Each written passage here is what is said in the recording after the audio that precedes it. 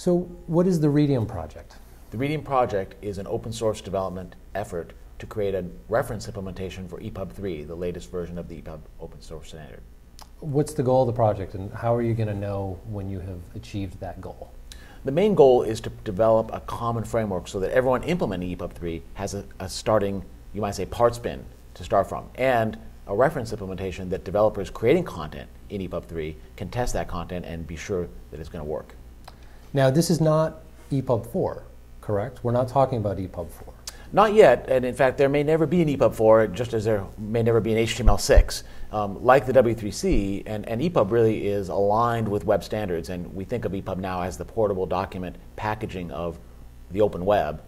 We're developing it now in a more modular way. So rather than a CSS3, there are CSS3 modules for the web. And similarly for epub, the next innovations in epub beyond 3.0 are modular work for page templates, for dictionaries, for indexes. Those are all being done starting now, and so they will use the Redium project as a test bed as Redium gets rolling. The first priority, though, is to fully implement epub 3.0 and kind of raise the bar for everyone doing that.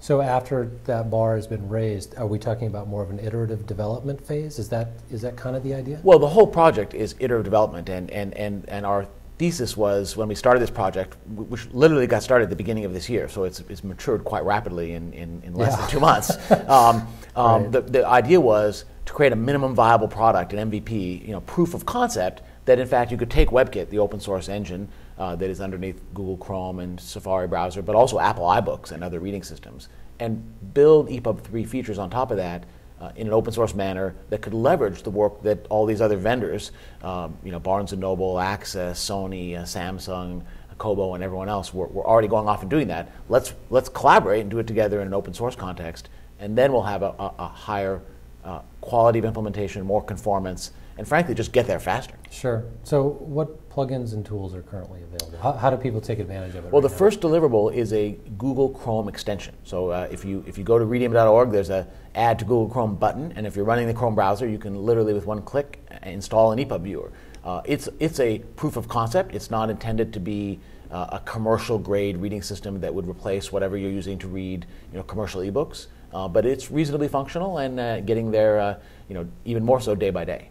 So if you've got an epub file and you've got that plugin, you'll be able to render the correct, epub file both local and remote. You can open because it's an extension. It's not limited to the browser security model. So you can open epubs from your hard drive, and you can open epubs remotely from the internet. It doesn't work with any DRM technology right now, so these have to be you might say open epubs. But it opens both epub 2 and epub 3 files. So. Interesting. So I've got a couple related questions. They expand the boundaries of this a little bit. But do you anticipate a time when we're going to have a unified ebook format, or are there always going to be competing formats out there? Well, there certainly will always be competing formats in a certain level. But from my point of view, we already really have a unified format now.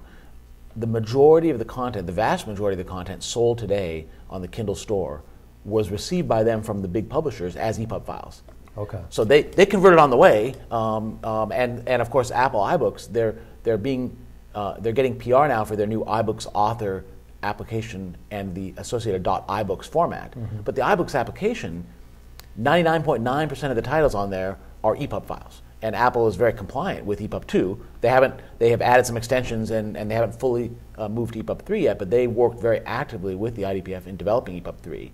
And so I see EPUB, it's already really displaced every other format from the point of view of what publishers are creating, especially the big publishers who are able to submit EPUB files to Amazon. Now it's true that for smaller publishers, Amazon's trying to get people to use their format, but they've kind of given up on kind of direct authoring. Their new Kindle Gen for KF8 wants EPUB as its preferred input. So it's designed to convert from EPUB, which means EPUB really is that universal starting point.